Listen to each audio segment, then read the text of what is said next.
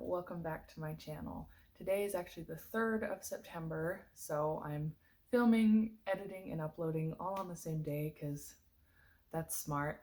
But I took yesterday off for Labor Day to hang out with my husband and his family, which was a ton of fun. More on that in a second, but I actually wanted to start out this video by saying thank you to everyone who sent me words of encouragement before I went and took my Russian language exam.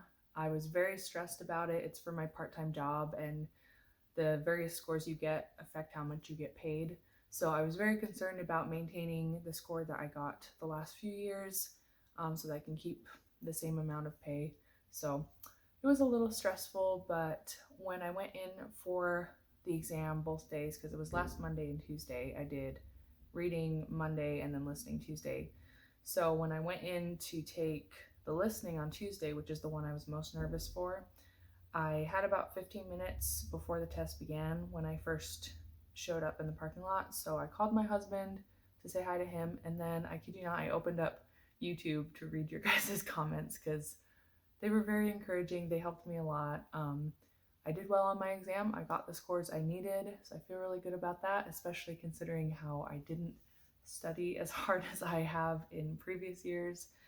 Just to put it in perspective, in previous years, I usually start a month in advance before my test, and I read and listen to news articles and commentary and all sorts of stuff every single day as I'm preparing for this exam. And I didn't do that this year. All I did was review vocab for a couple weeks before the exam, just because everything was so crazy. So yeah, I'm a little shocked that I did so well. But yeah, thank you everyone who was so encouraging. I feel a lot better about myself as a linguist because I'm like, if I could still get the same score after not preparing as hard, I think I'm fairly decent at Russian. So that's cool. So next I want to talk about the clips from the beginning of the video, which was some concept artwork I did for my book, The Network, which is what I'm revising right now. So here it is again, and I just want to show it again because in the clips you saw, I had some lines on Stas's face that made him look kind of old, which is the opposite of what I wanted because he's supposed to be the youngest. So I erased those. I think he looks a little better now. Obviously, I'm an amateur artist anyways, it's just for fun. But this is actually a scene from the book when the characters have just finished their first mission together and they go back to the guild, and one of the guild bosses wants to take a photo of them for the wall.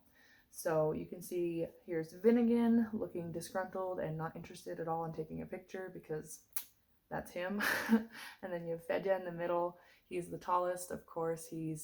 I think I have him described as 6'7" in the book, so he's quite tall, and he's the oldest of the 3 characters. And then you have Stas over here, who is the youngest. He's about 25-ish. Fedya's almost 40, and Vinny is almost 30. So that's the age range there. Vinny is the only one who has any magical abilities. He is a dark elf, whereas these other 2 are humans. So it was just fun making this artwork. I hope you guys enjoyed seeing it. I know it's not great, but it's fun to make artwork for your stories. Next, moving on to talking about how revisions are going. So basically, I've been hitting the same roadblock over and over again for the past 2 weeks. And I finally was able to identify my issue, which is I started off this round of revisions, not at the very beginning of the book, but at the beginning of the mystery, main plot of the book, if that makes sense. And things just weren't connecting because of that. I was trying to skip around too much, and I just think it was hurting rather than helping my process. So I've taken a step back, returned to my messy manuscript that I wrote notes all over in preparation for revisions, and I'm just starting at the beginning and doing one big go through of the novel in order to fix that middle section, and then the next round will be like what I planned. I'll do a world building round, I'll do a character development round, but instead of just looking at it in pieces, I'll be doing big picture each time, if that makes sense, going through the entire book and fixing all the different parts related to those concepts. So hopefully that works. I'm a little frustrated I'm this far behind with revisions, but this is my first time doing it, and I should have known because I've watched other people's vlogs about revisions here on AuthorTube, and it does seem that a lot of times it takes longer than you think it's going to, and you run into problems that you weren't expecting. So it's just the nature of the beast, you know, and I'm trying not to get discouraged. I have the rest of September to continue cranking out revisions, and then in October, like everybody else who's participating in National Novel Writing Month, I'm going to start prepping for National Novel Writing Month.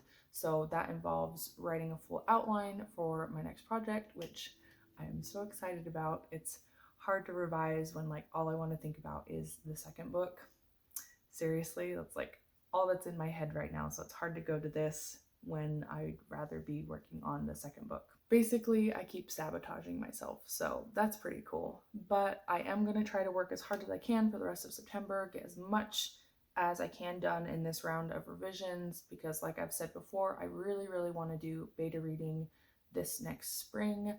And then in October, I'm going to set this project aside and start outlining book 2, The Council. So I'm just really excited. I love the first book, but there's something about the second book that just has me so pumped up. I'm not sure what it is. It might be that it focuses on Fedya, and I adore Fedya. I love all 3 of my characters, but Fedya, I've just grown to love him as I've done the first draft and gotten to know him better. He's just such a charming and likable character.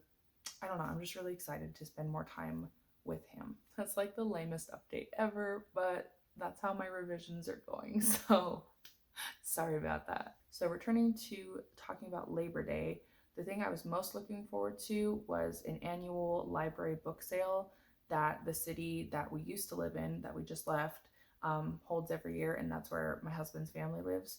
So my sister-in-law and her friend and I, all 3 went together to this library book sale and got some great books. So I spent $5 on 12 books. Don't ask me how they figured that out. I just sort of walked up to their little table where they were operating, and I had like a full bag, and they just looked at it and they're like, that looks like a $5 bag. So it was cool. I saved $1 because their listing price was, I think, 50 cents for paperbacks, and I got all paperbacks, so 12 of those. So let me just show you what I got real quick. I'm pretty excited. So the first one, which I'm sure a lot of you recognize, is The Da Vinci Code by Dan Brown.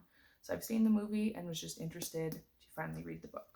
Next, we have 2 books by Gillian Flynn. So I've got Sharp Objects, which I was drawn to this one just because I've seen some trailers for the HBO series that is an adaptation of this. So I've got Sharp Objects, and then this one, which is Dark Places.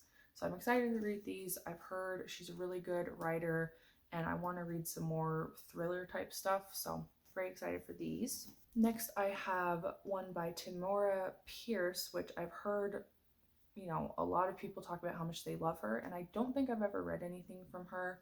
I've heard the title Wild Magic get thrown around just, you know, by other people, so I figure I would pick this up and give it a try. I think it's the first book in a series called The Immortals, so I'm excited for that one. Next, we have a book called The Girl with 7 Names, Escape from North Korea by Hyung-seo Lee. I probably said that wrong. I apologize. I'm a Russian linguist, not a Korean linguist, but this is basically an autobiography of a woman who escaped from North Korea. I'm very excited to read this one. Next, we have Battle Hymn of the Tiger Mother by Amy Chua. Once again, Russian linguist. I suck at pronouncing anything else. Sorry about that. But this is basically the author's experience. I think she's Chinese American.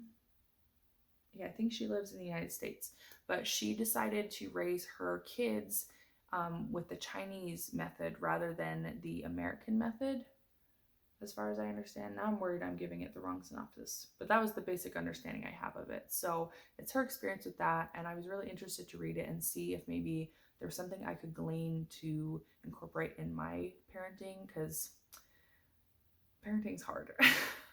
Next, we have a book called Waiting by Ha Jin. This one just really intrigued me. The premise just sounded interesting. It's basically a Chinese army doctor who, I guess he lives in the city during most of the year, but in the summer he returns to his village to his wife. And so for the past 18 years, he's had a mistress, and he tells her every year when he goes back to see his wife for the summer, that he's gonna break it off with his wife and get a divorce. But every year when he goes back, like, she's just too loyal and loving and good, and he can't do it. So I don't know, just the premise sounded so interesting, and I don't know, I'm just interested to read it. Next we have, I think this is young adult, but it's basically just a war story in Afghanistan. It's from a very American perspective though, so that'll be interesting, especially just coming from the army. And then on the other hand, I guess, is A Thousand Splendid Suns, which is a story of two Afghan women. It's by the author of The Kite Runner. I think it's Khalid Hosseini. I don't think I said that right. I think you guys are used to me saying names wrong by now, so I am sorry about that. So I just feel like this will be a good contrast for the last book, Torn, by I think David Massey is how it said. But yeah, these are just two very different perspectives on Afghanistan. This is an American perspective on the war in Afghanistan. It's a young adult novel, so it's probably not that in-depth as adult novels usually go. And then this one is, I don't know, it's just a totally different perspective. It's an Afghani perspective, and I don't think it's even about the war. It's just about life in Afghanistan for two women. So should be interesting, kind of just comparing two different perspectives. So this one I think is supposed to be like literary fiction, war fiction. I'm not exactly sure, but it's set in Chechnya, which is what interested me. That's a region of Russia, if you didn't know that. But it's called A Constellation of Vital Phenomena by Anthony Mara.